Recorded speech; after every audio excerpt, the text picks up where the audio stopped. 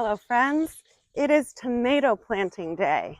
Although it's just now gotten warm enough to plant out my tomatoes, it feels like this day's been a long time coming because we are still building out the infrastructure for our garden. We're newer to this property, and so several weeks ago I shared a video of John building my raised beds, and then I shared a video of myself mixing the soil and filling my beds.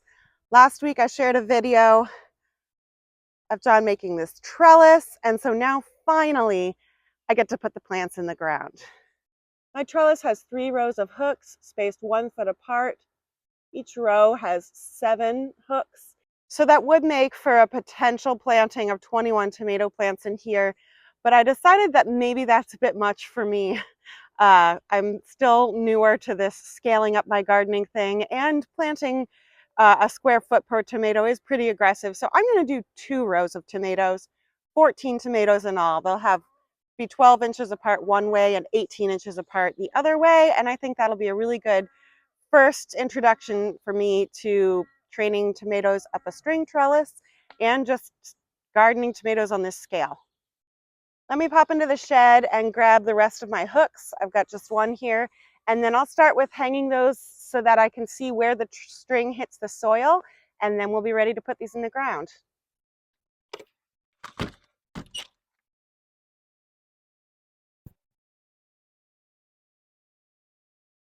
I got these hooks from Amazon, and they seem pretty sturdy, but it is my first year using them, so I don't ever want to recommend something I haven't used yet.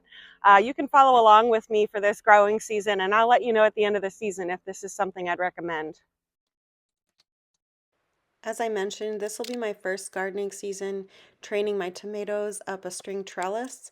It'll also be the first time that I prune my indeterminate tomatoes.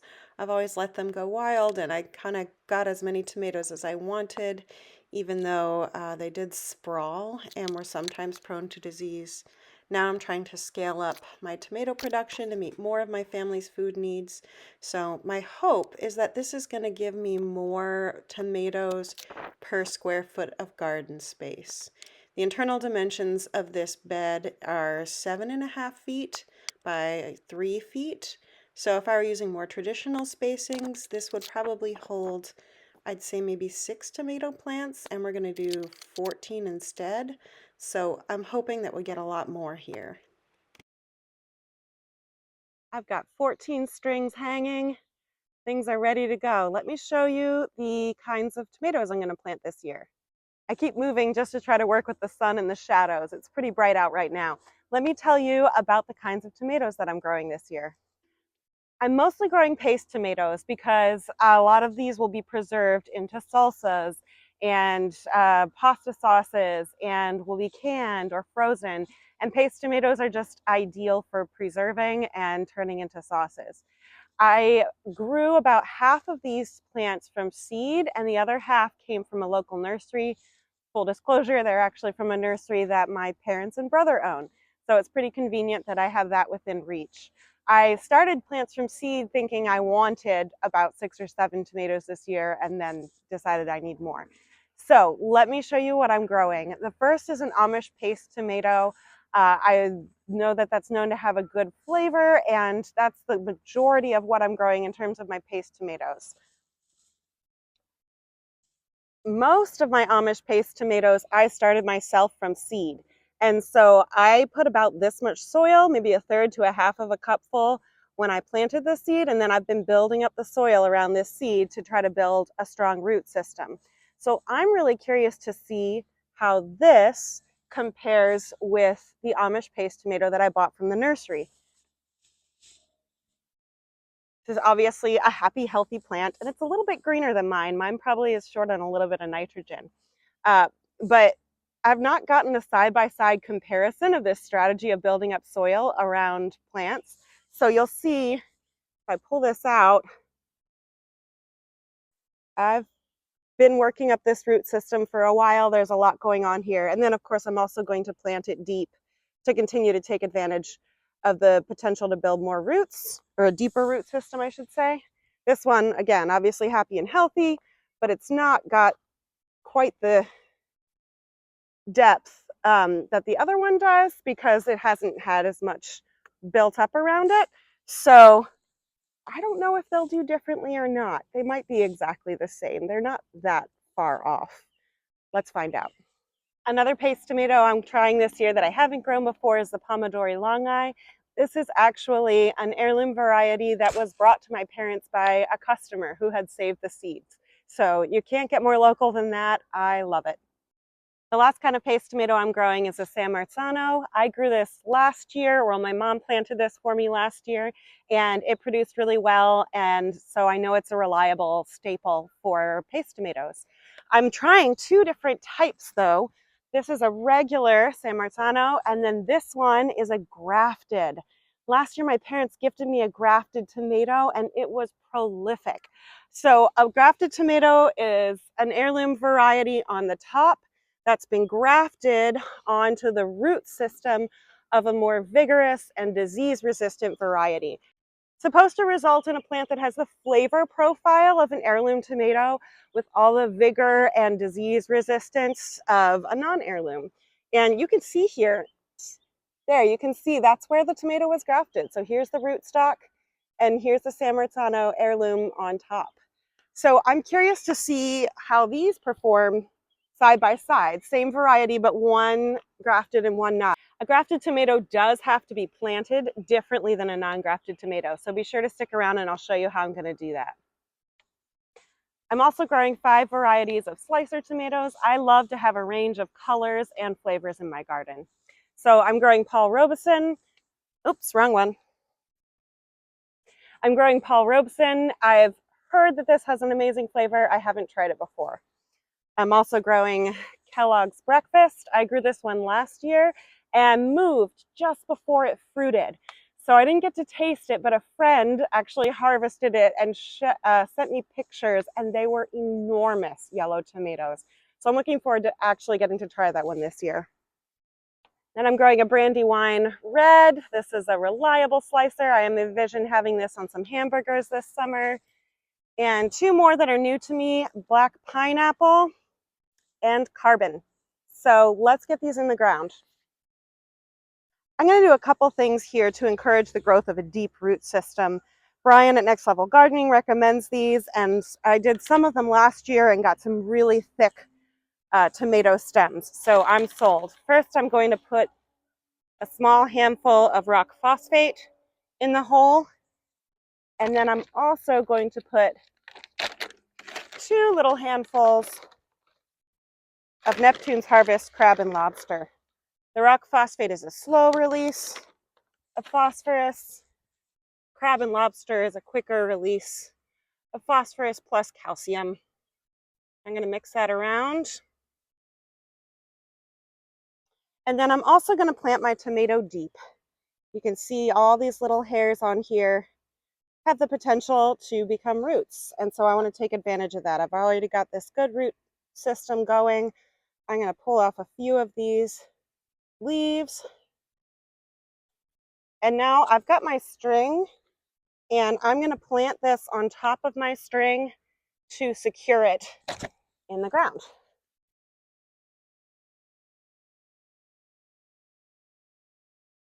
Actually, I'm going to plant it on this side.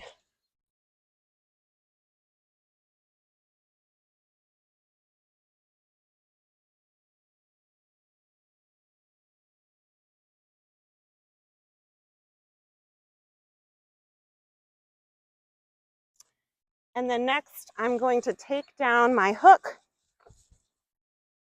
so that I can manipulate the string, and I'm going to wind the string around my stem a couple times.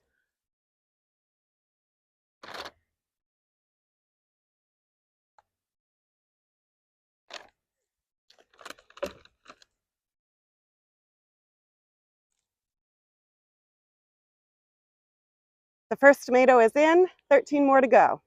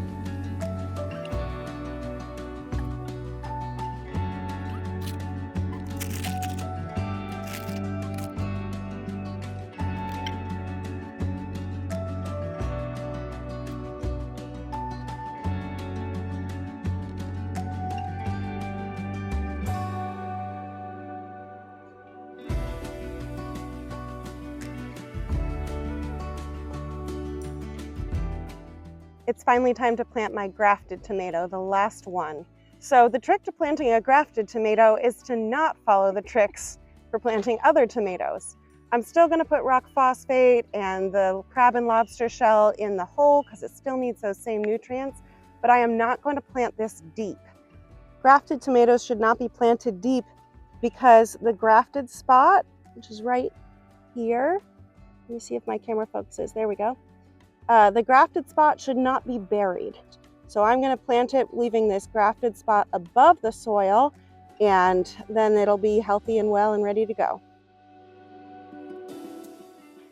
Grafted tomatoes shouldn't be planted deep because if they're planted deep, the top tomato variety will put out roots from its stem, and that will defeat the whole purpose of the graft.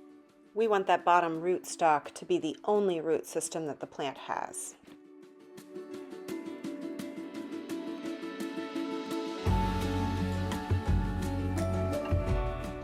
The last tomato is in the ground, and right here is that grafted line. So it's above the soil, that's just where it needs to be. All of my tomatoes are in the ground. Here's the last hour's work. Some of the strings are a little looser than I would like, but it's at the point where if I were going to wrap it around one more time, it would be too tight and would pull the plant out of the ground. I actually came back later and wound the loose string around the wire of each bottom hook, and this gave me a more taut string trellis. I'm going to get these watered. They definitely need water. The soil is dry right now, and of course it's always good to water after planting. Then I'm going to mulch around the plants with some leaf mulch from my yard, and I'm going to water again to dampen down that leaf mulch and hold it in place.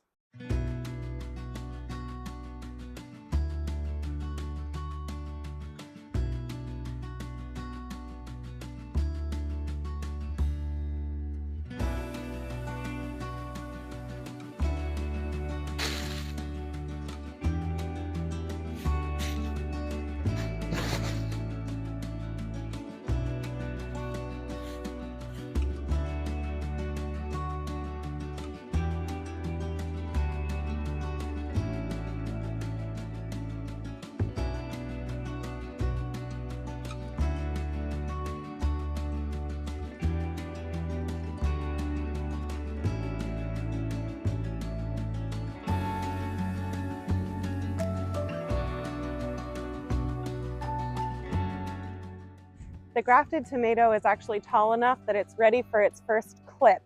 It came with a support stake attached to it. Oh no, a yellow jacket. Oh, good thinking. Yeah, we've been seeing more of those around, haven't we? Yeah. All right, 1 second, let me finish this, okay? I'm almost done. So I'll remove this stake. And you can see it's definitely leaning. It needs some support. So I'm going to put the string right in here and close it in, and then this will encompass the stem. I want to do it under one of the arms, so I'll do it right here. I think I'll put it under this arm. So first I've got the string contained, and now the arm. And I think I'll do one more right here. Let me grab one more clip. I didn't realize I need a second. I'm gonna add one more. Get the string and the stem. This plant is also ready for its first pruning. There's a bit of growth here in that armpit or in that shoulder. I'm just going to pinch it off. Same here. And you can see there's that little growth. I'm going to pinch it out. Thanks for joining me as I planted out my tomatoes. To me, when tomatoes and peppers start to get in the ground, I really feel like the gardening season has begun. I have lots more projects to do this summer as I work on growing and raising more of my family's food and buying from local farmers. So if you want to follow along with the journey, I invite you to subscribe. So happy gardening. Let me know in the comments if you have any favorite tomato growing tips of your own, and I look forward to seeing you next week.